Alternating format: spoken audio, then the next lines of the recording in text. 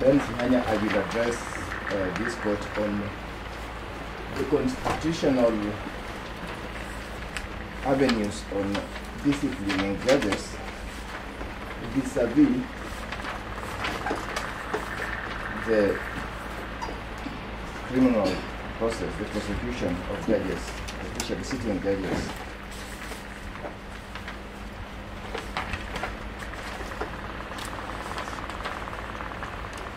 And the arguments are based on paragraphs 34 to 63 of the petition, as well as a three-pronged argument. Basically, it's about, firstly, protecting the petitioner judge as in terms of the Bill of Rights of every individual, and especially of a sitting judge. Secondly,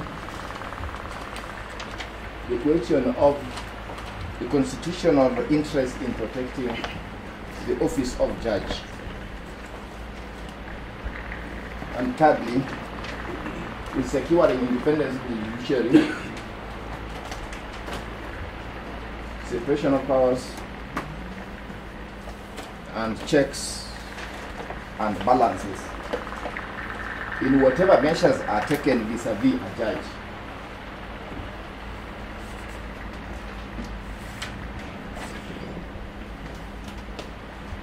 Numerous constitutional provisions deal with these issues,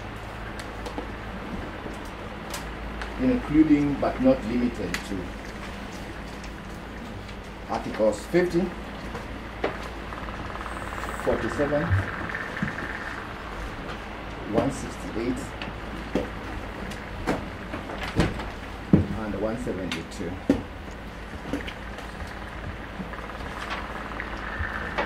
And a leading authority from India, the Viraswamy case, which we have cited and accepted at paragraph 38 of petitioner supplementary submissions,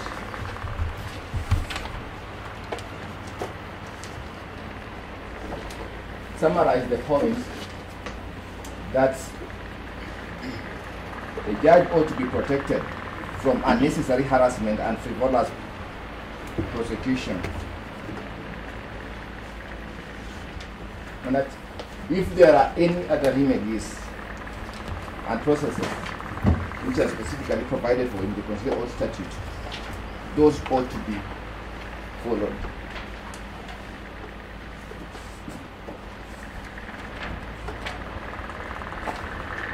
Indeed, my ladies, my lords, Article 168 is emphatic, 168(1), that a judge of a superior court, who the petitioner is, she is actually a Supreme Court justice, she's the deputy CJI, she's the deputy president of the Supreme Court, she's a member of the JSC. All these offices are protected and secured by the Constitution. And we are told that a judge of a superior court may be removed from office only on grounds I would refer to be a breach of a code of conduct, among others. Because some of the allegations deal with breach of code of conduct, deal with judicial misconduct, purported abuse of office. And on this,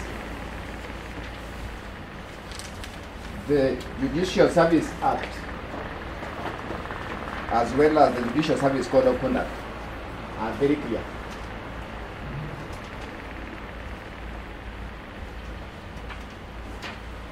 And they elaborate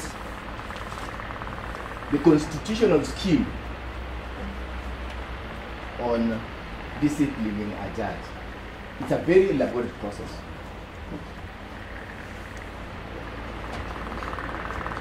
Issues to do with a complaint, or JSC acting with their own motion on its own motion. Issues of there being a prima facie case, issues being constitutional tribunal, which my lords, my ladies are very familiar with.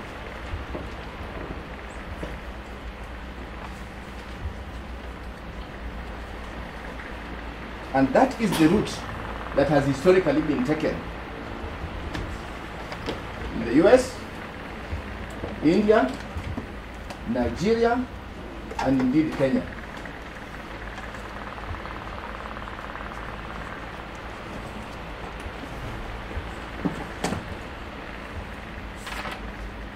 For instance, the case of Nancy Baraza, the famous case of Nancy Baraza, which we use in the Bible, was emphatic that the JSC process is the one to take, even though the allegations seem to be of a criminal nature, or actually of a criminal nature. That's all.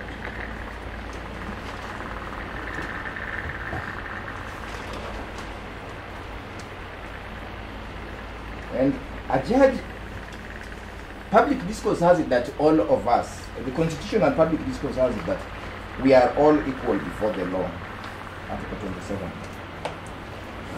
But we must also all benefit from the protection of the law.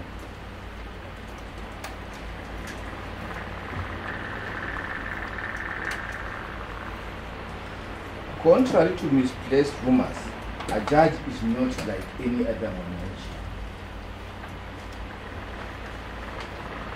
By way of how one becomes a judge, academic, professional, related qualifications, the strict judicial code, and even the way a judge may be removed from office is not the way any other member, for example, of the executive may be removed from office. Or for that matter, for example, in the academy. We're not. So we are not the same in terms of how we ought to be treated should there be claims. And the Constitution and the people through the Constitution, the Judicial Service Act, the Judicial Code of Conduct, have stipulated that. And that is consistent with the Constitution, that judges must benefit from the protection of their bills of rights, from the protection of the office they occupy, and protection of the judicial independence of the judiciary. And this is the attitude which I would say that is also the attitude taken in South Africa.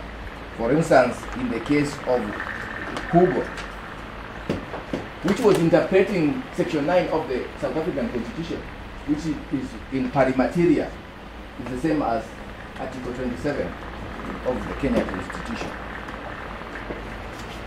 And they're emphasizing the formal substantive equality. Formal versus substantive equality, and that we must look at the substantive equality as well to protect the office of a judge, the rights of a judge, and of course, judicial independence. These matters have also been dealt with at length by Nigerian, as I said, US, and other authorities. For instance, in the petition has written submissions, the first ones which were filed on 14th September, Stephen Gold, writing on America, on temporary criminal immunity for federal judges, indicates that if you want to deal with a federal judge, and I equate that to a Kenyan judge, I am paragraph 76, which cite the authority, and it's paragraph 76 of the initial bank petition and certain submissions. And then, of course, he argues that the main issue there is that we want to protect separation of powers. We want to secure checks and balances. You want to be sure that the officers of one branch of government, in this case DCI, DPP, who are in the executive, do not control the disciplinary matters and conduct of those who are in the judicial branch. And that is pages 700 and 701 of Gold's article.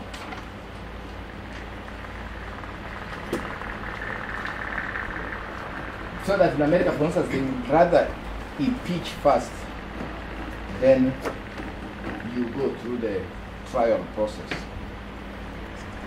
In other words, so that you don't embarrass the judge, the judiciary, and you sustain the balance of power among the three arms of government.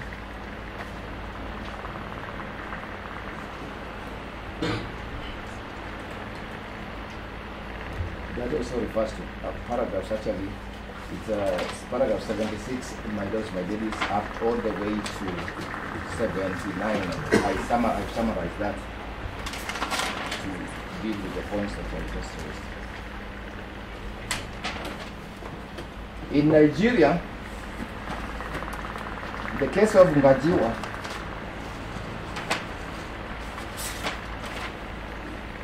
which is paragraph 85,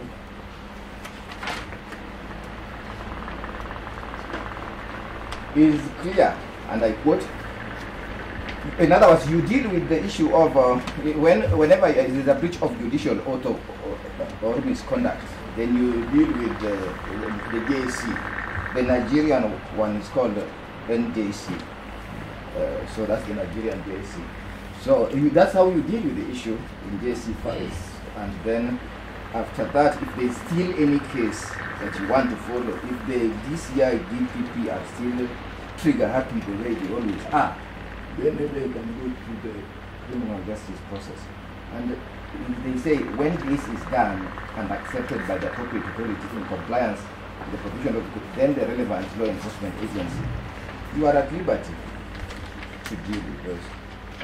If you, as I summarize, as I finalize this debate, these submissions, you will recall that, my lords, my ladies, that Justice Oguk at one point was arrested before, was handled in similar matters, but that was before the Constitution of Kenya came, the 2010, and the general understanding is that you deal with judges through the JSC first in Articles 168 and 172. Request this court to take judicial notice of the fact that JSC is handling some matters as we sit here.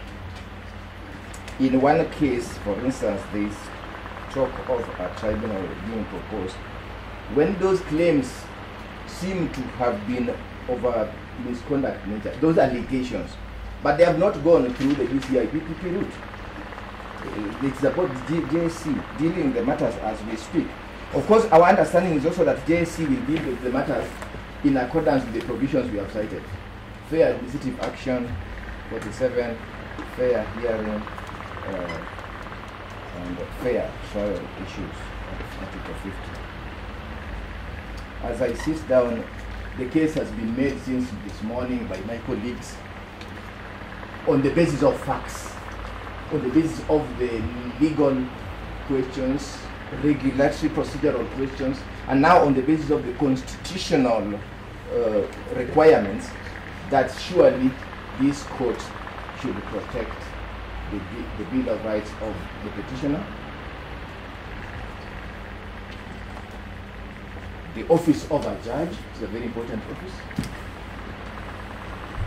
the independence of the judiciary, which JSC is there also supposed, its role is also to protect that. And so that Kenyans cannot feel that the process still works in spite of challenges.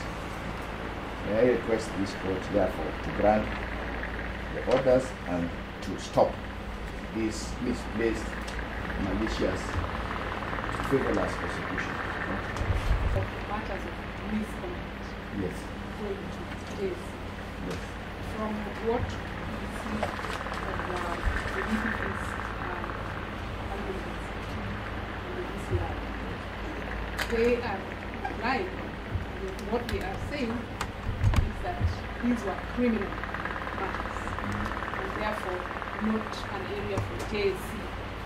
What would be, how would you address it? If a judge is facing criminal matters, would that also go to to JSC, or would it automatically come to the court system? There are two approaches to that. One is that there are issues of abuse of the which actually relates to judicial misconduct. And therefore, and a number of related issues would ordinarily, if the facts and the law, they conform to comply with the law and the facts, those would lead to judicial service commission issues, because they are also listed and they are listed under the Judicial Service Code of Conduct. A number of them really. It's only cognizable offences like murder, which has been said that those don't relate to the office of a judge. But a lot of these claims that they are making relate to the office of a judge or a protected officer. And therefore you deal with the JSC issues first before you can do the prosecution.